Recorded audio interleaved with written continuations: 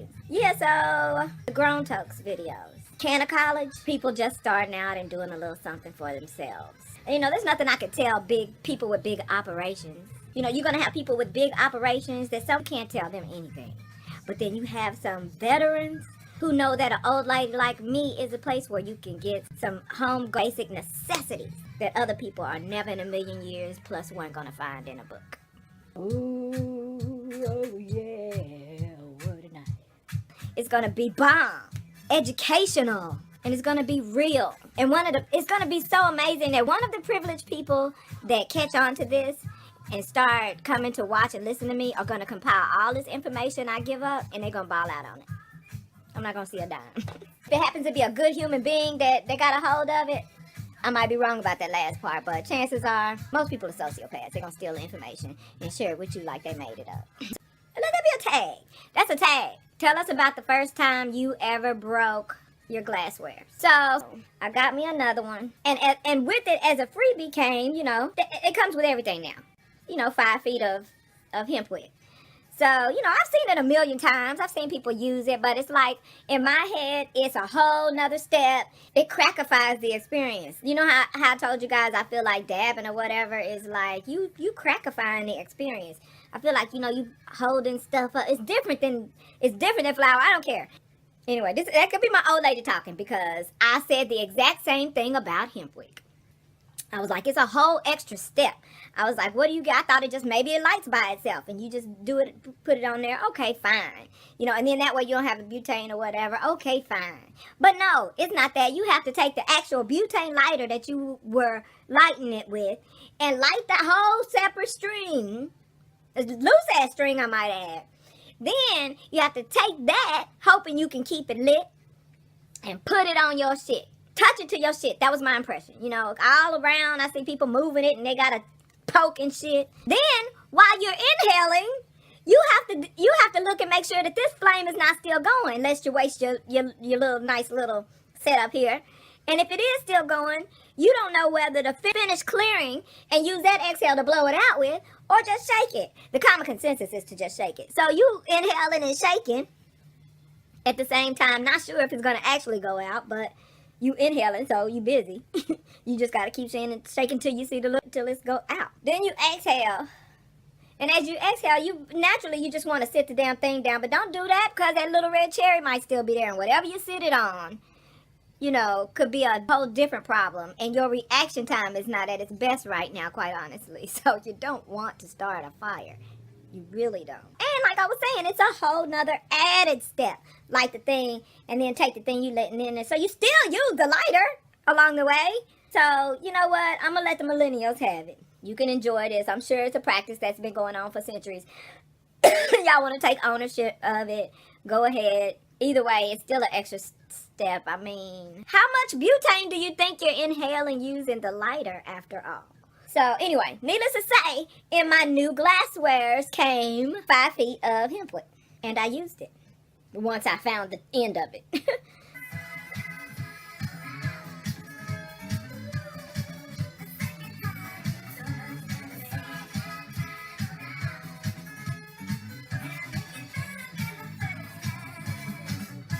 And my common sense gave me a little dispenser. I don't think you guys need a tutorial on how to create a dispenser for this, do you? It's real simple.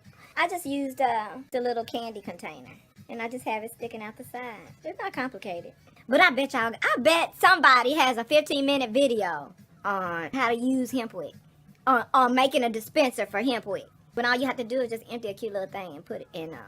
Make sure it's not tied up into each other. Make sure the ravel is loose so that it'll pull right out. And in this particular case, the reason why I wanted a dispenser for it is because when you grab it, you grab the whole ream of wick, and your hand is all on it. When you set it down, the whole length of the ream of the wick lays on the counter or whatever. When you lay it down, after you use it, when you lay it down and the cherry's still smoking, you might lay it down on something that could, unlikely, but could ignite. So I wanted something that was little, that would still stand when I got done using it, stand upright, so that I wouldn't catch anything on fire. Most of you guys know what this is. I don't want to incriminate no kind of candy snack makers, but this is a bomb little dispenser. if I do say so myself. I should title this video as how to make a Hempwick dispenser, and it'll be like 45 minutes long, hour and a half. But I have little gems. I have little gems sprinkled in my videos, priceless little gems. Y'all know it. So yeah, this is my Hempwick dispenser. I said that already, and you can see that. Oh, let me tell you something else.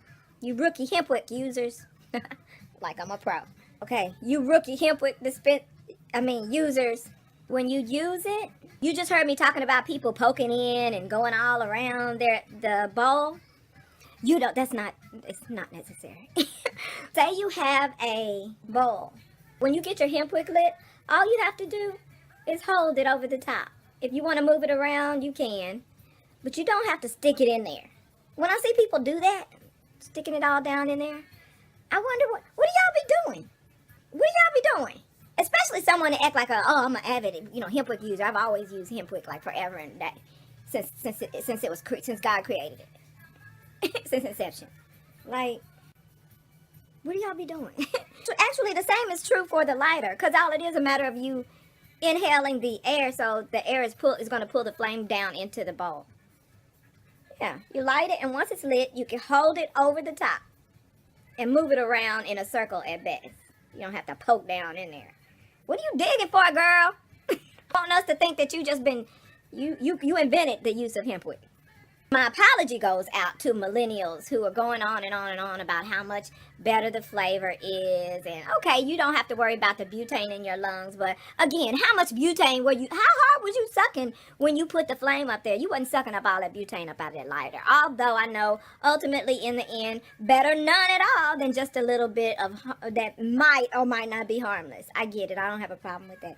But butane aside, bitch, when you use this, it really is flavorful. Flavorful. Like you thought you had tasted something that time when you was like, I see what they be talking about now. I thought it was all bullshit, but now I see the flavors in there. I taste the palette, the kaleidoscope of flavors are balleting on my taste buds. The very tips of them. Oh, the irony. Because trikes look just like taste buds. Not ironic, profound. So naturally appropriate. How naturally appropriate. Because even when you inhale the terpenes, you can literally, when they're voluptuous enough, you can actually taste what you smell. When the smell is voluptuous enough, you can taste what you smell. When people come into a room where Nana's in there throwing down, and they be like, it smells good in here. They actually got a little taste. You got a little taste. Yeah, girl, this is so delightful. I don't care how much of a connoisseur you thought you were. If you never did this before, you're going to taste all kind of shit you never tasted before in the flavors of your fruits and vegetables. And I can still taste it all in the backs of my nasal passages and shit. Yeah, so that's really all this long drawn out Grown Talks is about. Hempwick. And I know the dispensers that some people make, they just go ahead and leave a couple of inches out at a time. And you can do that. That's perfect. But if you are a germaphobe, and I'm not one, but this way, you do have an option. If you're a germaphobe, you can just stick it all the way on in there and close it completely.